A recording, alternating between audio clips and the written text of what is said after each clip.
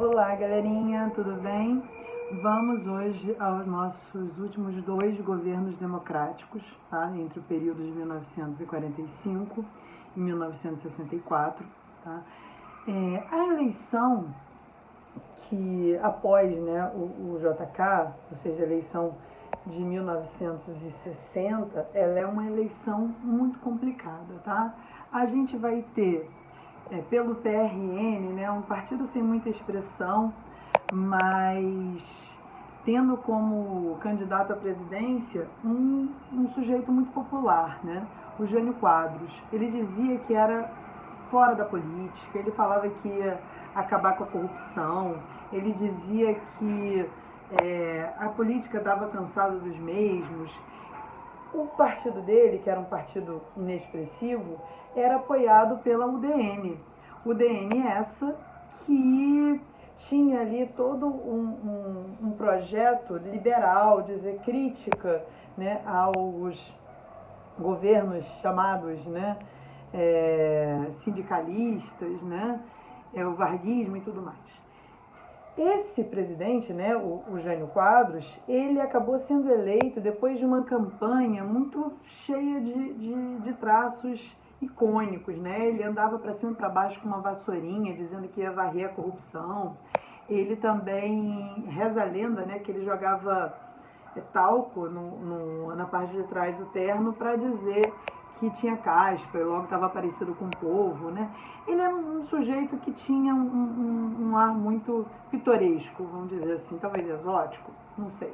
O fato é que nessa época, candidatos a presidentes e a vice-presidentes, eles eram eleitos de maneira separada. Hoje, quando a gente vota para presidente, a gente vota numa chapa, né? Naquela época não. Naquela época a gente fazia um voto para presidente e um outro voto para vice. E aí o que acontece, né? O Jânio Quadros vem como um grande nome, né? Um nome muito popular, um nome se propondo a fazer diferente, né? E a gente tem o Marechal Lott vindo pelo PTB, pelo PDP não, desculpa, gente, pelo PSD, tá?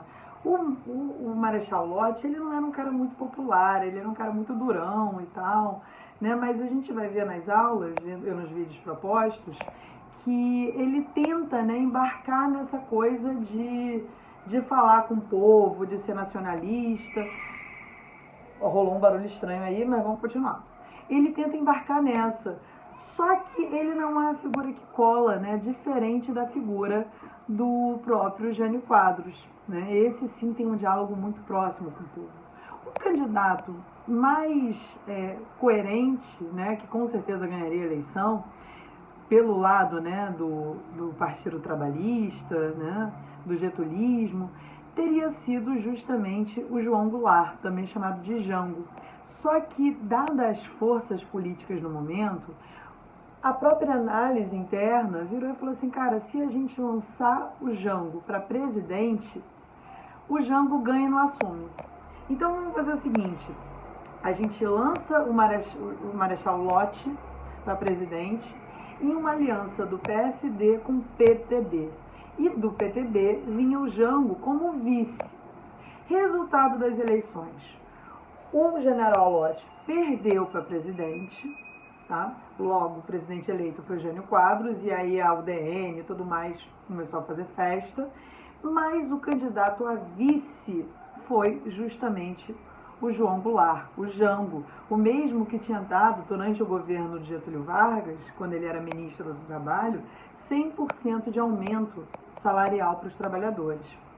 Até aí tudo bem, porque se imaginava que o presidente em exercício seria alguém que iria compatibilizar com o gosto das elites, né? Essas elites que eram chamadas de entreguistas. Só que não foi bem assim. O Jânio Quadros, quando ele se elegeu, ele fez uma política interna muito coerente com as demandas conservadoras. Ele chegou a proibir minissaia, proibiu biquíni, proibiu briga de galo, né? Ele tinha um discurso assim muito conservador no plano interno, mas no plano externo ele fez a chamada política externa independente, né? A PEI. E nessa política externa independente, ele vai conseguir muitos inimigos. Afinal de contas, num contexto de Guerra Fria, ele vai condecorar Che Guevara, ele vai restabelecer relações diplomáticas com a União Soviética, ele vai mandar o Jânio, né, o vice dele, para a China comunista, para fazer reuniões, né? E isso tudo vai fazer com que, num contexto de marcatismo, né, de anticomunismo, de caça às bruxas, ele comece a ser chamado de comunista. E o que acontece? Ele começa a não conseguir mais ter apoio do Congresso. Então, ele já não tinha apoio da oposição, né, e ele perde os apoios que ele conseguiu a ser eleito. Então, ele acaba sendo completamente, não conseguindo mais governar. Então, o que ele faz? Ele manda o Jango para a China, comunista, e envia uma carta de renúncia dizendo que as forças ocultas não deixavam ele governar. E é algo muito parecido ali com que uma esperança, vamos dizer assim, que fosse algo semelhante à Carta Testamento, ou então que os congressistas olhassem e falassem: ai meu Deus, se ele realmente renunciar, o vice vai ser o Jango, a gente não pode permitir isso e tal. Só que ao contrário do que ele imaginou, a galera foi de lá, né, o Congresso pegou essa carta e falou: não, beleza, então tu renunciou, cai fora. Né? E ele não chegou a completar nenhum ano de mandato. Quando o Jango volta da China, ele chega dizendo: pô, beleza, né, o presidente renunciou, o presidente sou eu. Só que o Congresso olha e fala: vai rolar não. Você é muito estranho, entendeu? Você tem uma pegada aí getulista. Senta aí, Cláudia, tu não vai governar agora, a gente vai ficar no esquema de parlamentarismo, entendeu? E você não vai apitar em nada. Só que a população começou a se revoltar com isso e fez a chamada campanha da legalidade. O que foi a campanha da legalidade? Foi uma série de listas, de comícios, de festas que a galera virava e falava: galera, tem que se cumprir a Constituição. Ele foi eleito vice na ausência do presidente, que assume ele, não tem essa coisa de parlamentarismo. Então, por conta da pressão, o que o governo fez? Né? Virou e falou: então vamos fazer um plebiscito, para saber se vocês querem o parlamentarismo ou o presidencialismo. O Brizola, que eu não sei se vocês lembram dele, talvez as pessoas com mais de 30 com certeza vão lembrar, né? O Brizola virou e começou a fazer, né, uma campanha muito forte, né, pelo presidencialismo, artistas, um bando de gente fazendo campanha pelo presidencialismo. E o presidencialismo acaba que vence, né? Não vamos esquecer que o voto dos trabalhadores é importantíssimo. E o João Goulart assume como presidente, baixa uma radicalização muito grande da população. O Jango, ele vai mandar, então, a ideia das reformas de base. As reformas de base e do plano trienal. O que seria o plano trienal? Ele só teria 3 anos de governo. Se ele só tem 3 anos de governo, ele vai fazer um plano para esses 3 anos. Dentro desse plano estão as reformas de base. O que seriam as reformas de base? Seriam reformas que até hoje a gente pensa que tem que fazer, né? Reforma educacional, reforma tributária, reforma agrária. E a reforma agrária vai ser um ponto importantíssimo, porque a galera que era do PSD, que sempre apoiou de alguma forma assim os movimentos getulistas, aqueles chamados getulistas da elite, né? Esses caras vão olhar a reforma agrária e vão falar: aí não, aí não dá.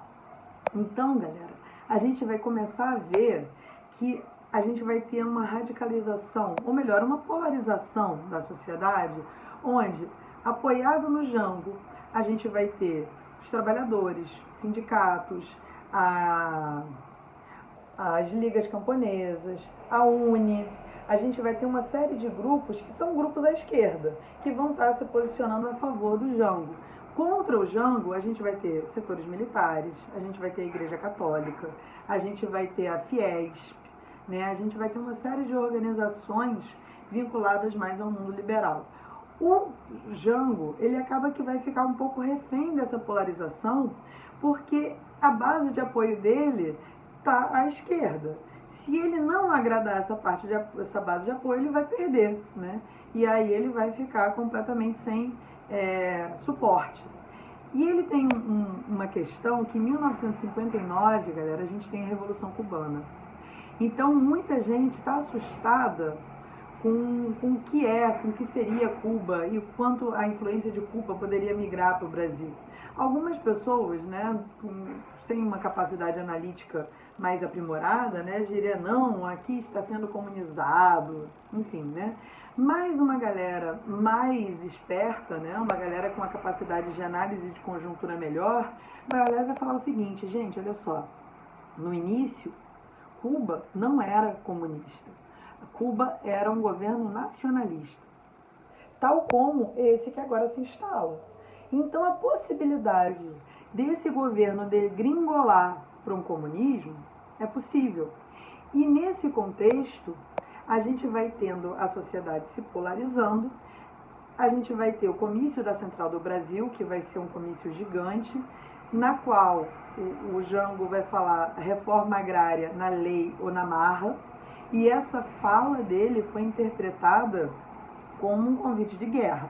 O outro lado estava se organizando através da Marcha da Família com Deus pela Liberdade.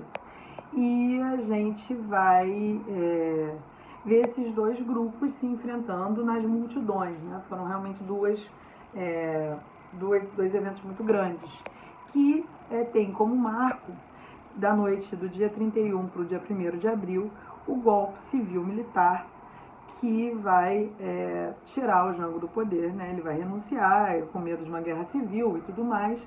O fato é que a gente tem grupos militares que se posicionam para evitar esse golpe, é o caso, por exemplo, do Brizola no Sul, mas o próprio João Goulart reclama que não iria continuar a luta, uma vez que ele tinha medo de uma guerra civil. Hoje, né, com a condescendência da posteridade, a gente pode dizer que ele realmente agiu certo, porque o professor Carlos Fico, da UFRJ, verificou em documentos dos Estados Unidos a existência da Operação Brother Sun. O que isso significava? Que enquanto o golpe estava sendo dado aqui no Brasil sem resistência, praticamente sem resistência, né, a gente tinha, né, em águas muito próximas de nós, mas em águas ainda internacionais, frotas dos Estados Unidos preparada para atacar a qualquer momento. Ou seja, a possibilidade de resistir a esse golpe, nesse contexto de Guerra Fria, seria impossível, né? A gente não tem como imaginar a possibilidade de resistência tendo em vista os documentos que a gente tem hoje, né? E a gente tem que considerar também que a crise econômica estava muito pesada, então mesmo alguns apoiadores do Jango, eles não colocaram para frente a possibilidade de resistência. Vale lembrar, galera, que dos primeiros expurgos que a gente teve na ditadura, as vítimas foram justamente os militares, ou seja, fizeram uma higienização no corpo militar. E aí, galera, nas aulas que vem, a gente fala um pouco sobre o que foi essa ditadura. Um beijo para vocês, até mais.